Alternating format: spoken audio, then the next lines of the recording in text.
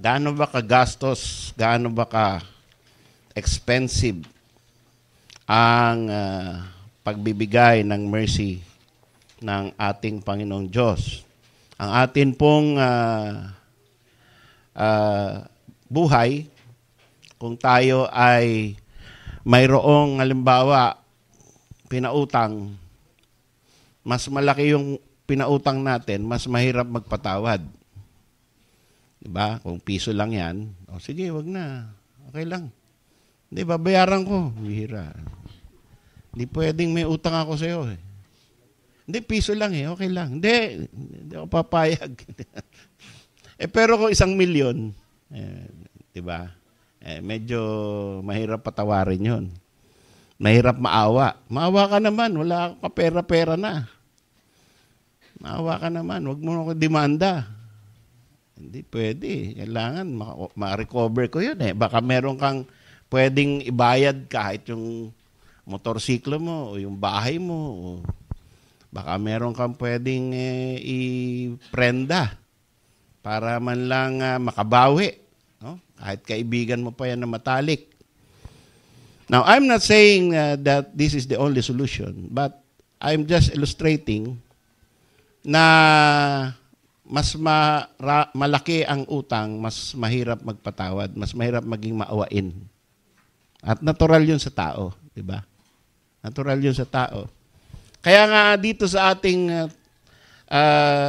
Panginoon, dito sa Romans 5:20, sinabi, moreover, the law entered that the offense might abound, but where sin abounded, grace did much more abound.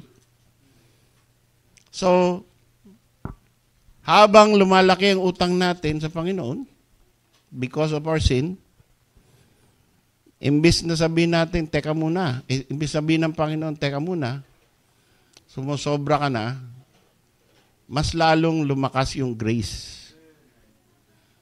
Kaiba ang pag-iisip ng Panginoon kaysa sa ating mga tao. Ngayon, kaya nga sinundan niya ng Romans 6:1. What shall we say then? Shall we sin that grace may abound? God forbid. Mas dadagdagan ba natin yung kasalanan natin para mas malaki yung biyaya? Mas marami palang utang sa Diyos. Mas malaki yung biyaya ng Diyos. So, magkasala pa tayo? God forbid. How shall we who are dead to sin live any longer therein? So, with the grace given to us, with the mercy given to us by our salvation, binigyan din tayo ng Panginoon ng death to sin. We are now, once you receive that grace, abounding grace, na ang laki ng kasalanan mo, dami mong utang na babayaran, binigyan ka rin ng isa pang grace.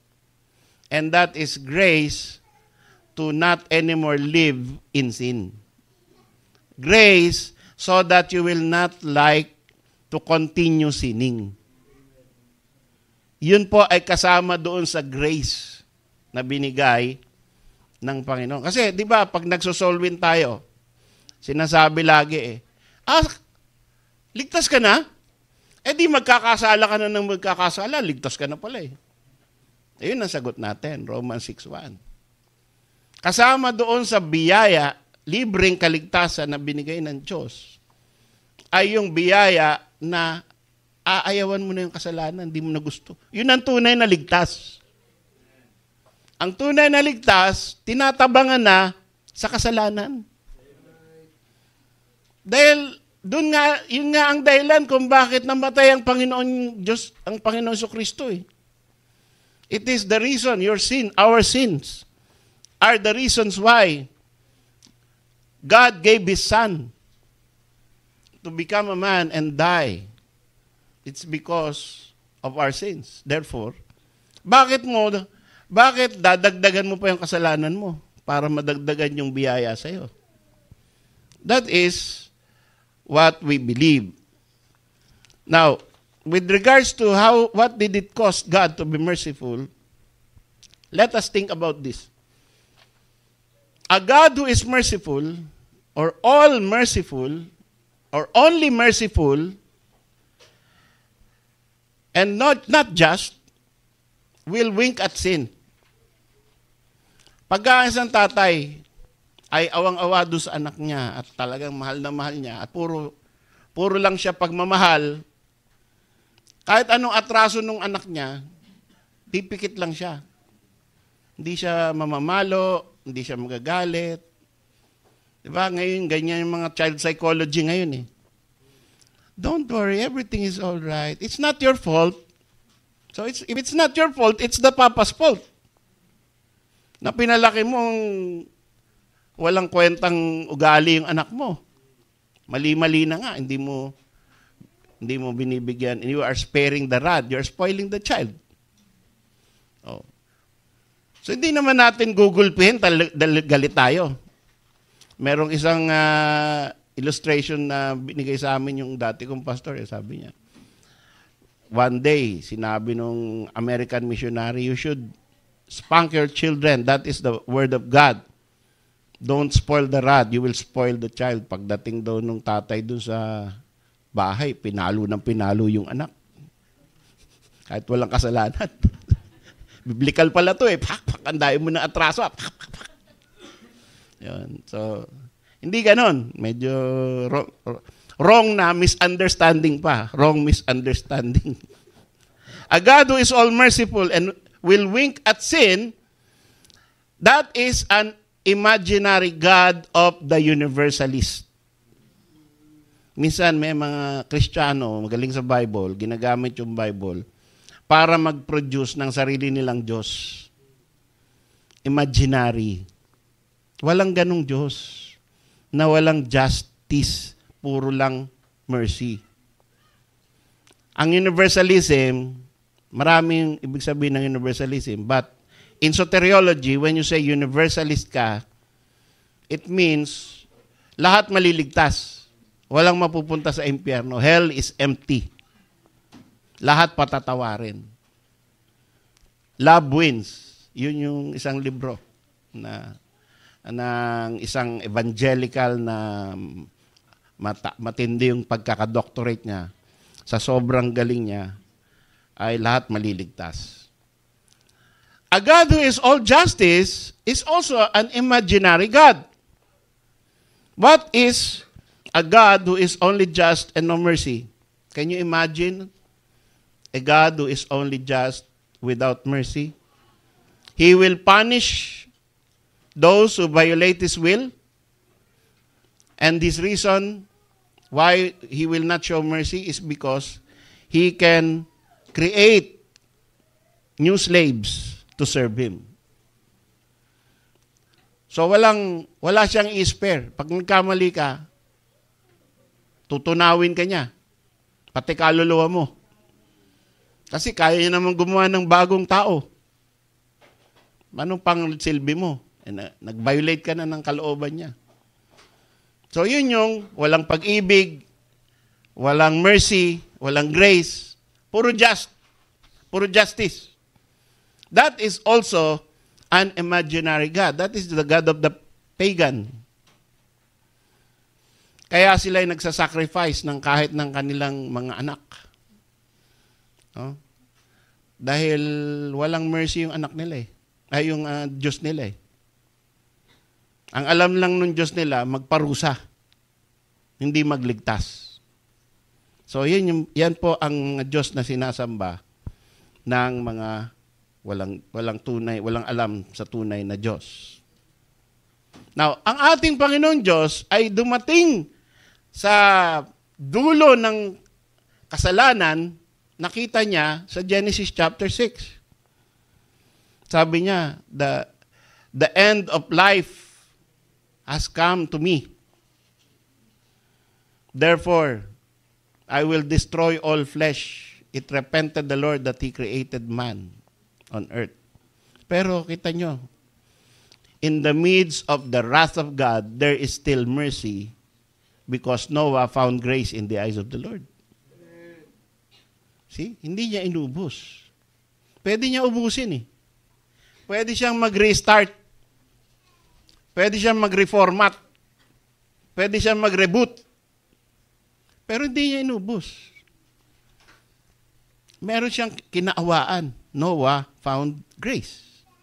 Si Noah, makasalanan din. Kaya nung sinabi, Noah found grace, when he found grace, in the eyes of God, he was perfect. Because of grace. Not because he is really perfect by his own accord, by his own righteousness. Because the end of all flesh is come in the eyes of God. Lahat nagkasala o lahat ay pantay-pantay ay dapat ubusin. Yan po ang nasumpungan natin kaya tayo ligtas. Lahat pantay-pantay, lahat you don't have the right to be saved. But only by the mercy of God you're saved. Yan po. Kaya pasalamatan natin ang ating Panginoon endlessly. No? Dahil sa biyaya na yan. So, what are the true attributes of the one true God?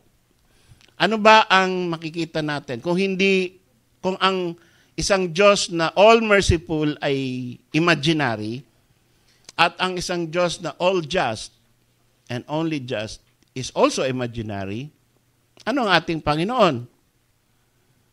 He is both just and merciful. Yan ang pinapakilala nating Diyos. Una, sa ating sarili, dapat makilala natin ang Panginoong Diyos na parehong just at merciful. Now, tingnan natin itong verse na to. Kanina binasa ni Brother June yung Exodus chapter 34. Tutuloy ko po sa verse 6. And the Lord passed by before him, before Moses. Dumaan. Ito yung anthropomorphic expression na tinatawag. No? In-express sa isang human terms ang pagdaan ng Panginoon. And I believe this is a Christophany. This is the Lord Jesus Christ before He became a man. Ang Son of God came down in a form of a human being, pero hindi pa siya talaga tao. Pero nagpakilala na siya, kinakausap niya si Moses. Kaya sinabi rito, the Lord passed by. A spirit do not pass by. So this has a form of man. Dumaan sa tabi ni Moises. At habang dumadaan ang Panginoon, meron ka maririnig na dumadaan na presence. At merong, kumbaga sa sound, merong nagpalakas ng palakas, tapos habang lumalayo, nagfe-fade. Yun yung scenario dito. Tingnan nyo, habang dumadaan ang Panginoon, ito ang sinasabi niya, The Lord God, merciful and gracious, long-suffering and abundant in godliness and truth. See? Dumadaan. Lumalakas, tapos humihina. Kasi dumaan eh. Tapos sabi pa nga dyan, nakita ng Panginoon, nakita ni Moses, yung likod ng Panginoon. You can see my back, but you cannot see my front because you will die. You cannot see me in all my glory. Sipin mo, nakita ni Moses yung likod. Sino yung nakita niya? Panginoong Hesus yun. Kaya nga sabi ng Panginoong Hesus, nung nandito na sa lupa, Moses rejoiced to see my day. Natuwa si Moises, nakita niya ako. Isaiah also saw him. Sa Isaiah 6, Holy, holy, holy is the Lord God Almighty. And the pillars of the heaven shook when Isaiah saw the glory of God, which is the Lord Jesus Christ. Yan po ay mga Christophanies, manifestation of the Lord Jesus Christ before He became a true human being. Kung meron po kayong tanong tungkol dyan, hindi pa napaliwanag sa inyong mabuti, please give me your heads up, your i-PM nyo po ako and I will explain it more. Sabi po rito, verse 7, ito yung matindi. Ito yung minsan, pag hindi mo inaral, hindi mo pinag-isipang mabuti, basahin mo lang. Sabi nga ng iba, nasa Leviticus na sila, nasa Deuteronomy na sila, no? Nabasa nyo na ba itong Exodus? Naisip nyo na ba anong sinasabi rito sa Exodus chapter 34 verse 7? That the Lord God is someone who is keeping mercy for thousands, forgiving iniquity and transgression and sin, and that will by no means clear the guilty, visiting the iniquity of the fathers upon the children and upon the children's children unto the third and to the fourth generation. Ano nakikita natin dito? Pagka inanalyze mo, parang kontra. Kasi sabi rito, keeping mercy. Naaawa siya sa libo-libo. Forgiving, pinapatawad niya ang mga kasalanan, kalikuan, at pagsalansang. Iisa lang naman yun. Pero para para mawala ang kalituhan mo, at hindi mo sabing, nagkasala ako, hindi naman ako sumalangsang. Iisa lang yun. Transgression, iniquity, and sin is all the same.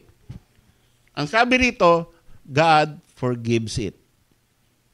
And God has mercy on thousands who transgress, who sin, and who is iniquitous, who is wicked. Nagpapatawad po ang ating Panginoon, naaawa siya sa mga makasalanan. Pero in the same sentence, in the same verse, sinabi rin ng Panginoon, hindi siya magbibigay ng clearance. No? Hindi niya babaliwalain ang mga guilty. So, paano ba? Ano ba talaga? Nagpapatawad ba siya o hindi siya magpapatawad dahil hindi niya babaliwalain pag guilty ka? Did you see the supposed contradiction? Parang magkakontra yung statement. No? Sabi, by no means clear the guilty. So, hindi siya. Pagka guilty ako, lagot ako. Pero, showing mercy.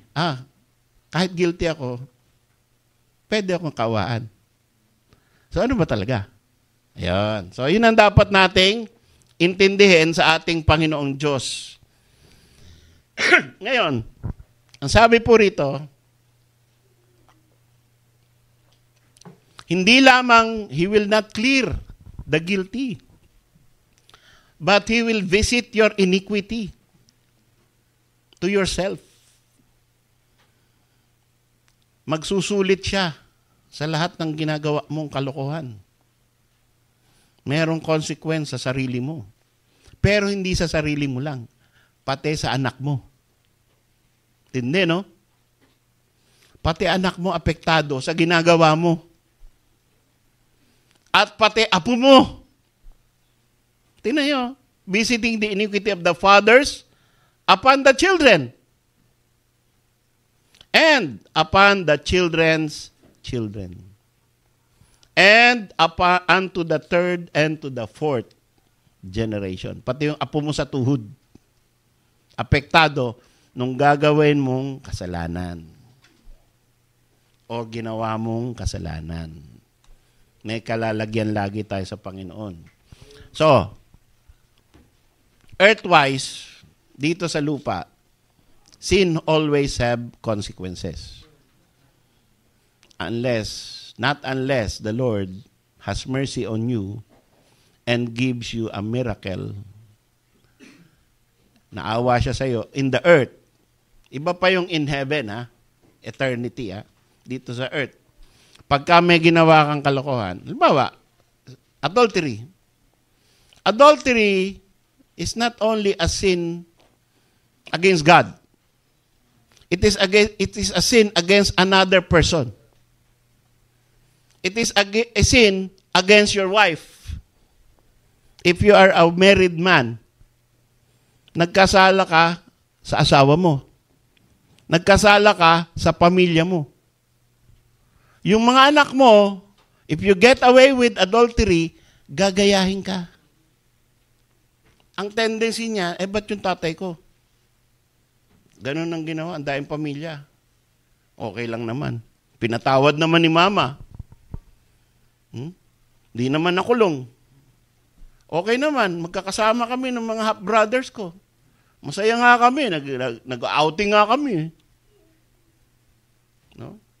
Sabi nung mga iba, lalo na mayayaman ay nako, man will always be man. Basta sa akin siya uuwi. Yeah.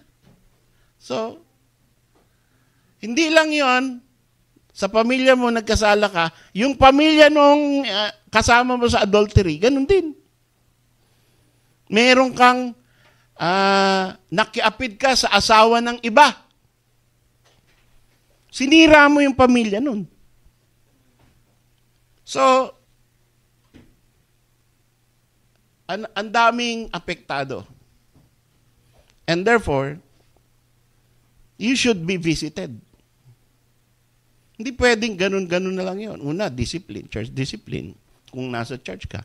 Kung hindi naman, criminal offense, civil offense. Tanggapin mo yun kung ikaw ay talagang nagsisisi. You deserve it. Pero kung itatanggi mo pa, tapos nakalusot ka, at sasabihin mo, not guilty, anong tendency? Uulitin mo pa yun eh. Kasi nakalusot ka ng isang beses eh. Pwede pala yun. Ganun lang pala gagawain ko. Ha? Kahit kalbo na si Manong, magwiwig. Nag-aayos. Yung mga matatanda na, tapos laging nag-aayos. Delikado yan mga ganyan eh. Paano yung sasalamin? Bago pumasok ng office o ano. No? Tapos forma lagi. No? So, yung mga ganyan.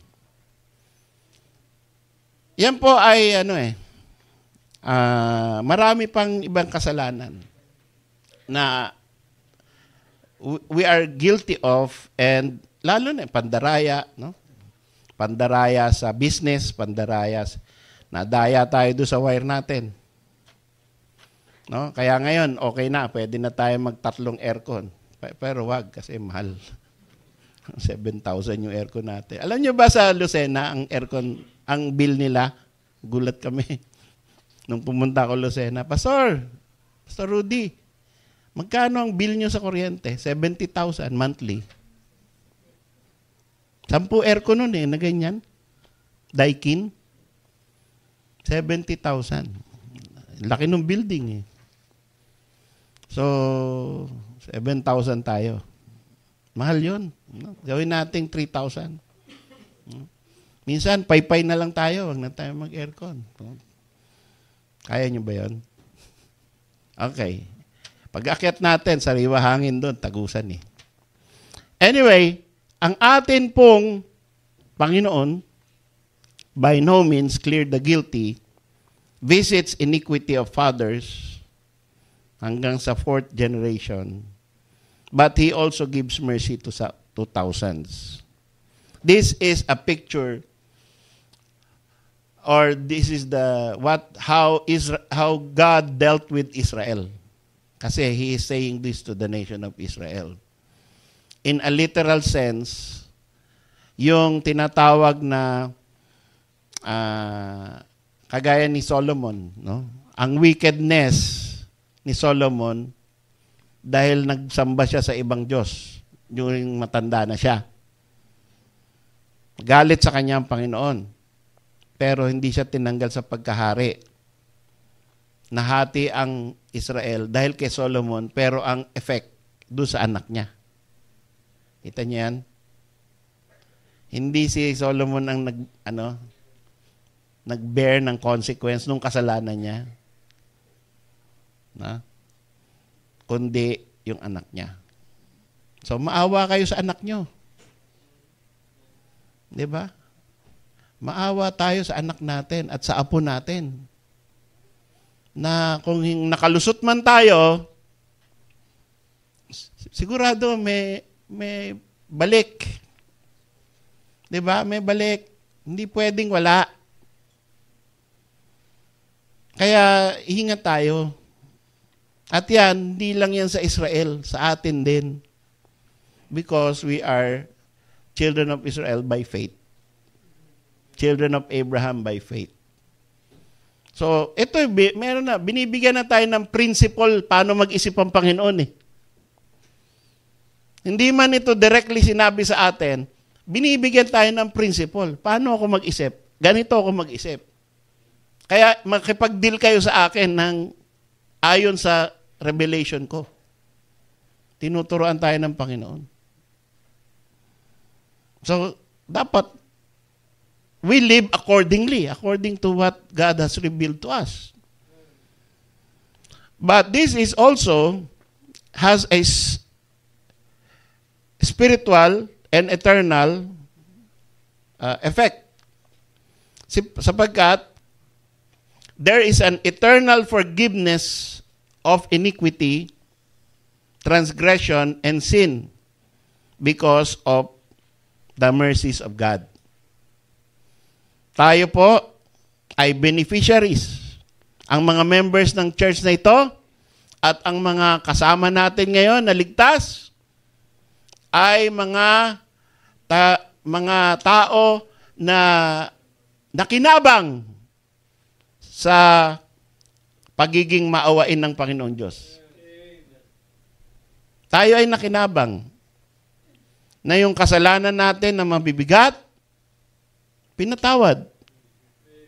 Yung mga pagsalangsang natin, mga trespass natin, na hindi natin, mga lines na hindi natin dapat kinokross, pinapatawad by the mercies of God. And it is not only physical, but eternal. Yun ang mas matindi, mga kapatid.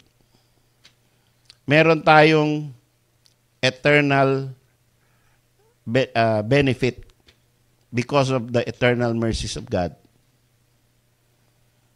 Hindi na lang tayo tumitingin. Kung ano man ang mapunta sa atin ngayon sa buhay na ito, alam natin na pagdating ng eternity na mas mahaba kaysa sa ngayon, mas masarap ang matamasa natin dahil ang Panginoon ay naawa sa atin.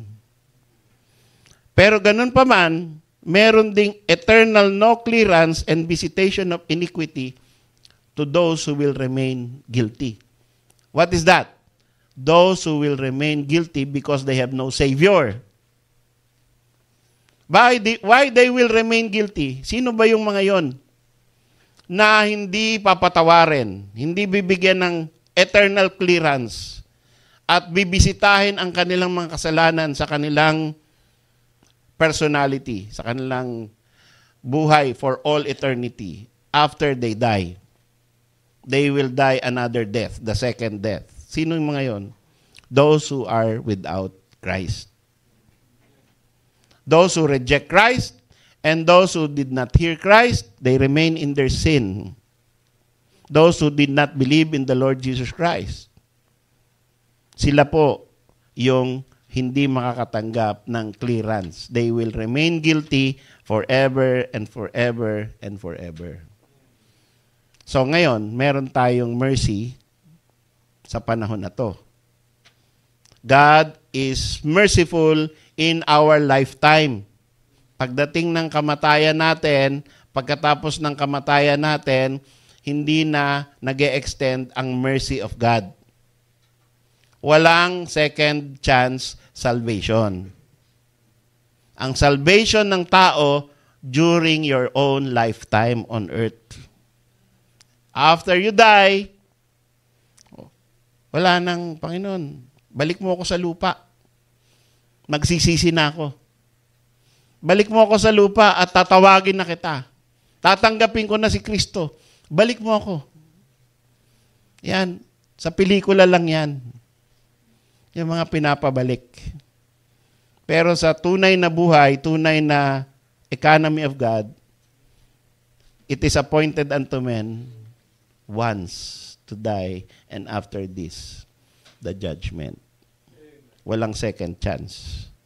You have to deal with the mercy of God today, or else suffer in eternal consequences with no clearance, but God will visit your iniquity until all eternity. Our God is both a God of justice and of mercy. So ito po ang ginawa ng Panginoon. Paano ba ginawa ng Panginoon na siya ay both just and mercy? Ito'y in-illustrate ng maganda sa Psalm 85 verse 10. Punta po kayo doon. Ma-appreciate nyo yung verse na to. I suggest you read it with your own eyes because it is such a wonderful verse. Psalm 85 verse 10. Mercy and truth are met together. Nagkita daw ang mercy at saka ang truth. Mercy representing the goodness of God. Truth representing the justice of God. Righteousness and peace have kissed each other. So yung righteousness, that's the law, the holiness, and the justice of God.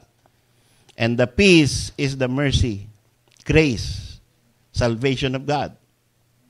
Nagkita sila and they kissed each other. Because our God is a God of wisdom, He can do it. Walang conflict sa ating Panginoon. Walang contradiction sa ating Panginoon. Ang ating Panginoon ay pwedeng magpatawad at pwede pa rin maging just. Habang nagpapatawad ay yung napakalahat ng dapat bayaran nung nagkasala ay nabayaran. That is how God has dealt with the problem of sin in His earth. So that's why I say mercy is expensive. Why? How can mercy be expensive to God? Because the requirements of mercy is, at first, empathy. Kailangan ang Panginoong Diyos ay nagkaroon ng empathy dun sa mga makasalanan. Naturally, kung ikaw ay holy, yung nagkakasala sa'yo, ang reaction mo, bayaan mo na sila. Diba? Binibigyan mo na nga ng hand. No? Parang yung Israel tsaka yung Hamas. Binibigyan na nga ng power. Binibigyan ng tubig. Binibigyan ng trabaho. Sinunog pa yung mga bata nila. Parang yung isang suwail na katulong. Kinuha mo mula sa street. Pinakain mo, binihisan mo, pinapaaral mo. Nanakawan ka pa. Di ba? May mga ganun. No? Binibigyan mo na ng lahat ng pabor. Sila pa gagawang masama sa'yo. So, ang tendency ng tao, kung ang Panginoong Diyos ay tao, ang tendency natin, nako, pakulong mo yan, ahas yan, ulupong yan, walang kaluluwa yan, pati ikaw mawawalan na rin ng kaluluwa. Dahil sa muhing-muhi ka doon sa pinakain mo, pinaaral mo, no? Tapos ginanon ka pa, ninakawan ka pa, nagtanan pa sa kanyang boyfriend. No? 'Di ba ahas? So, Panginoon, hindi tayo ginanon. Praise God. Panginoon, naawa sa atin kahit tayo ay suwail. Kahit tayo ay traidor. Kahit tayo mga masasama. Binigyan pa rin tayo ng habag. What a great God. Sabi po, God who is rich in mercy, for His great love wherewith He loved us, even when we were dead in sins, hath quickened us together with Christ. By grace, ye are saved. Hindi siya naghintay sa atin na bumawi ka muna bago kita patawarin. Diba ganon? Anong gagawin mo para mawala ang puot ko sa'yo? Tinrider mo ako, niloko mo ako, ninakawan mo ako. Pagkatapos ng ang dami kong ginawang kabaitan sa'yo, anong gagawin mo para makabawi ka? Dapat sa'yo itakwil, itapon, ikulong. Ayoko na makita pagbumukha mo. Hindi tayo ginano ng Panginoon. He is rich in mercy. So, ang nauna pong pakiramdam sa Panginoon is empathy. Love. For God so loved the world. And so, because He has empathy, He has love, and He is not just a God of justice, He was able to exercise mercy to sinners. So He can pardon the guilty, and He can be still just by giving His Son. Because the sinner, tayo, we cannot satisfy the justice of God by our own soul. Kung tayo magbabayad ng ating kasalanan para masatisfy ang justice of God, anong mangyayari sa atin? Hindi na tayo makakaahon. Kapag ikaw ang magbayad sa iyong kalikuan, wala nang pag-ahon. Tuloy-tuloy ka na dun. Kasi, bawat kasalanan ay, ang equivalent niyan ay eternal death. Because we transgress against an eternally holy God. So, because we cannot pay anything, God sent His Son to bear the wrath of God for us. Jesus had to die. He must shed His blood, because without the shedding of blood, there's no remission of sins. Kailangan dumugo ang Panginoon. Dahil kung yung sarili natin na magbabayad, hindi uubra, kulang. Hindi equal. Magbabayad ka, isa lang kaluluwa mo, isang beses ka lang mamamatay. Ikalawang beses ka mamatay, second death. Pagkatapos nun, may atraso ka pa, may balanse ka pa sa utang mo sa Diyos. Pero ang Panginoong Hesus, when He died, He paid all.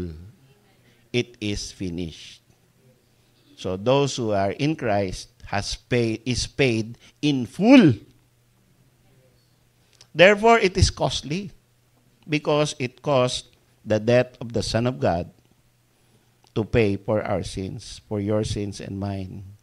That is why mercy is expensive, and that is why we ought to appreciate the Lord our God. Sabi po sa Revelation chapter 5, verse 2 to 5, ito yung isa sa mga dramatization in heaven. And I saw a strong angel proclaiming with a loud voice, "Who is worthy to open the book and to loose the seals thereof?" And no man in heaven or in earth, neither under the earth, was able to open the book, neither to look thereon. And I wept much, because no man was found worthy to open and to read the book, neither to look thereon. Walang makita na pwedeng magbukas. Walang makita na pwedeng qualified. Tumingin sila sa ilalim ng lupa. mga creatures doon. Tumingin sila sa langit, tumingin sila sa lupa, sa ibabaw ng lupa. Walang qualified para bumukas ng libro na napaka-importante sa lahat. And one of the elders said unto me, Weep not! Behold, the Lion of the tribe of Judah, the Root of David, hath prevailed to open the book and to loose the 7 seals thereof. This is a dramatization that the Lion of Judah, the tribe of David, the Root of David, at sinabi pa natin, the Lamb of God has prevailed. Siya lang ang qualified talaga to pay for our sins. Kaya it is a very expensive payment. Let us appreciate it because when Titus 3:5 says, not by works of righteousness which we have done, but according to His mercy, He saved us. Yang kaligtasan na yan na ibinigay sa iyo by the mercy of God ay hindi cheap. Hindi yan mumurahin na kaligtasan. Libre yan, pero hindi yan mumurahin. Ang ating Panginoon ang nagdusa para bayaran ang ating mga kasalanan. At ang Diyos, pwede nang maawa sa atin dahil bayad na tayo. Yan po ang nangyari at yan po ang ating pakatandaan. Romans 5:6-8, last verse. Atin pong basahin ng Romans chapter 5, verse 6-8. For when we were yet without strength, in due time, Christ died for the ungodly. Kayo po ay ungodly. Tayo ay ungodly when Christ died for us. But God commended His love toward us in that while we were yet sinners, Christ died for us. Hindi naghintay ang Panginoon na tayo ay good before He died for us or before we experience the effect of Christ's death on the cross. Much more then, being now justified by His blood, we shall be saved from wrath through Him. Tayo po ay tumayo.